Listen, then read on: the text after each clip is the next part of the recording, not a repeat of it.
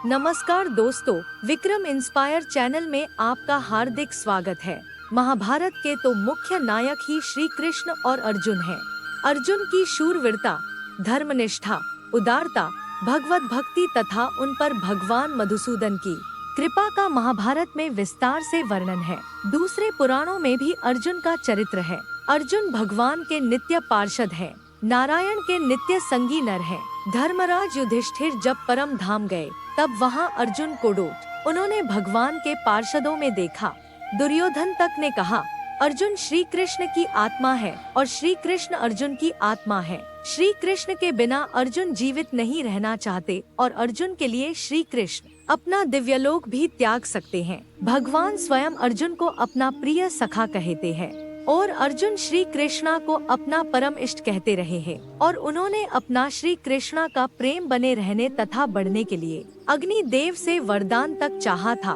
विभिन्न अवसरों परम कृपालु परमात्मा श्री कृष्ण द्वारा अर्जुन रक्षा होती रही है। हम सब जानते हैं, इंद्र ने कर्ण को एक अमोघ शक्ति दी थी। एक ही बार उस शक्ति का कर्ण उपयोग कर सकते थे। नित्य रात्रि को कर्ण संकल्प करते थे कि दूसरे दिन अर्जुन पर उस अमोघ शक्ति का प्रयोग करेंगे, किंतु भगवान श्री कृष्ण उन्हें सम्मोहित कर देते थे। वह शक्ति का प्रयोग करना भूल जाते थे। एक दिन भगवान ने भीम के पुत्र घटोत्कच को युद्ध के लिए भेजा। उसने राक्षसी माया से कौरव सेना में त्राहि मचा दी। दुर्योधन आदि ने कर्ण को विवश किया और कहा, यह राक्षस अभी सबको मार देगा। कौरव सेना पर आक्रमण हो रहा था, पर यह जब दिखता ही नहीं था तब इसके साथ युद्ध कैसे हो। इसे चाहे जैसे भी हो मारो। अंत में कर्ण ने वह अमोघ शक्ति घटोत्कच पर छोड़ी। वह राक्षस मर गया। घटोत्कच की मृत्यु से जब पांडव दुखी हो रहे थे तब श्री कृष्ण को प्रसन्न होते देख अर्जुन ने कारण पूछा। तब भगवान ने बताया, कर्ण ने तुम्हारे लिए ही यह शक्ति रखी हुई थी। ये शक्ति न रहने पर अब वह मृत सा ही है। और भगवान ने कहा, घटोत्कच ब्राह्मणों का द्वेषी, यज्ञद्रोही, पापी और धर्म का लोप कराने वाला था। उसे तो मैं स्वयं मार डालता, किंतु तुम लोगों को बुरा लगेगा, इसलिए अब तक छोड़ दिया था। कर्ण से युद्ध में अर्जुन ने अपने सखा से पूछा, यदि कर्ण मुझे मार डाले तो आप क्या करेंगे? भगवान ने कहा, चाहे सूर्य भूमि पर गिर पड़े, समुद्र सूख जाए, अग्नि शीतल बन जाए, पर ऐसा कभी नहीं होगा। यदि किसी प्रकार कर्ण तुम्हें मार दे तो संसार में प्रलय हो जाएगी। मैं अपने हाथों से ही कर्ण और शल्या को मसल डालूंगा। भगवान ने तो बहुत पहले घोषणा की थी, जो पांडवों के मित्र हैं वे मेरे मित्र हैं और जो पांडवों के शत्रु हैं वे मेरे शत्रु हैं। उन भक्तवत्सल के लिए भक्त सदा सदा से अपने हैं। जो भक्तों से द्रोह करते हैं, श्री कृष्ण सदा ही उनके विपक्षी हैं। कर्ण ने अनेक प्रयत्न किए। उसने सर्पमुख बाण छोड़ा, दिशाओं में अग्नि लग गई। दिन में ही तारे टूटने लगे। खांडवदाह के समय बचकर निकला हुआ अर्जुन का शत्रु अश्वसेन नामक नाग भी अपना बदला लेने के लिए बाण की नोक पर चढ़ बैठा। बाण अर्जुन तक आए इससे पहले ही भगवान ने रथ को अपने चरणों से दबाकर पृथ्वी में धंसा दिया। बाण केवल अर्जुन के मुकुट से लगा, जिससे मुकुट भूमि पर जलता हुआ गिर पड़ा। महाभारत के युद्ध में इस प्रकार अनेक अवसर आए।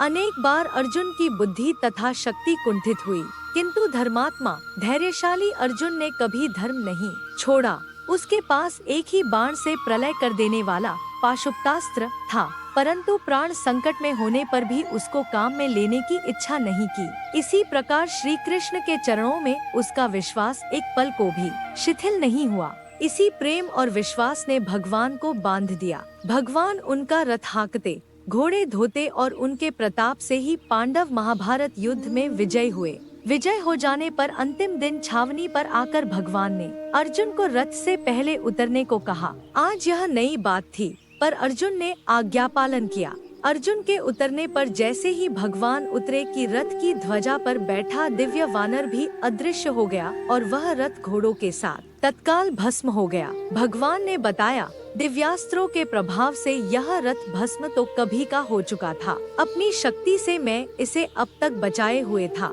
आज तुम पहले न उतर जाते तो रथ के साथ ही भस्म हो जाते। अश्वत्थामा ने जब ब्रह्मास्त्र का प्रयोग किया तब भगवान ने ही पांडवों की रक्षा की। अश्वत्थामा के ब्रह्मास्त्र के तेज से उत्तरा का गर्भस्थ बालक मरा हुआ उत्पन्न हुआ। उसे श्री कृष्णचंद्र ने जीवित कर दिया। सुधन्वा को मारने की अर्जुन ने प्रतिज्ञा कर ली, तब भी मधुसूदन ने ही उनकी रक्षा की। परंतु कभी कभी हम ये भूल जाते हैं कि परम कृपालु परमात्मा के साथ के बिना हम एक पता भी नहीं हिला सकते। ऐसा ही हुआ अर्जुन के साथ भी। तो चलिए द्वारिका नगरी के ब्राह्मण पुत्रों की रक्षा की सच्ची कहानी सुनते हैं। द्वारका में एक ब्राह्मण का पुत्र उत्पन्न होते ही मर जाया करता था। दुखी ब्राह्मण मृत शिशु का शव राजद्वार पर रखकर बार बार पुकारता, पापी ब्राह्मण द्रोही षट लोभी राजा के पाप से ही मेरे पुत्र की मृत्यु हुई है। जो राजा हिंसारत दुष्चरित्र अजितेंद्रिय होता है उसकी प्रजा कष्ट पाती है और दरिद्र रहती है। ब्राह्मण के 8 बालक इसी प्रकार मर गए, किसी के किए कुछ होता नहीं था। जब 9वें बालक का मृत शव लेकर ब्राह्मण आया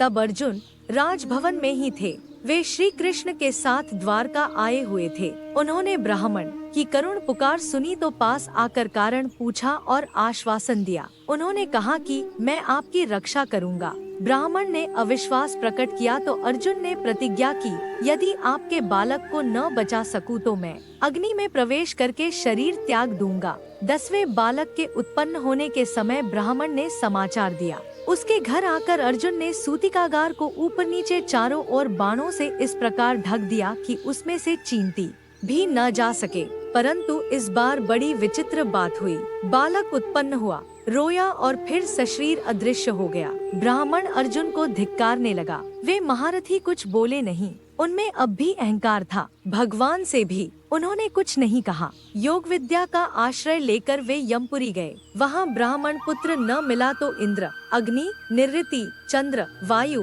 वरुण आदि लोकपालों के धाम अतल वितल आदि नीचे के लोग भी ढूंढे, परंतु कहीं भी उन्हें ब्राह्मण का पुत्र नहीं मिला। अंत में द्वारका आकर वे चित्ता बनाकर जलने को तैयार हो गए। तब भगवान ने उन्हें रोका और कहा, मैं तुम्हें द्विजपुत्र दिखलाता हूँ, मेरे साथ चलो।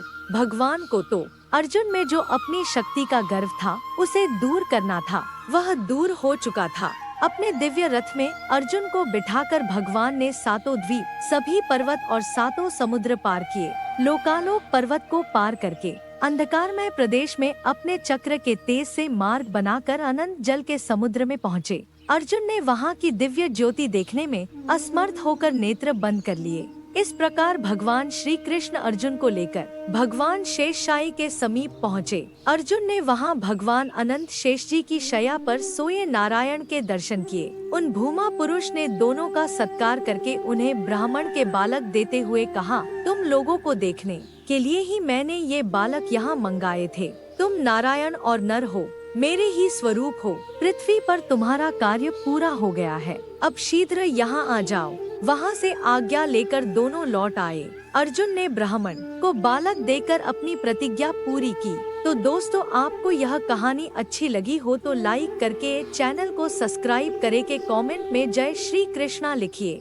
आभार।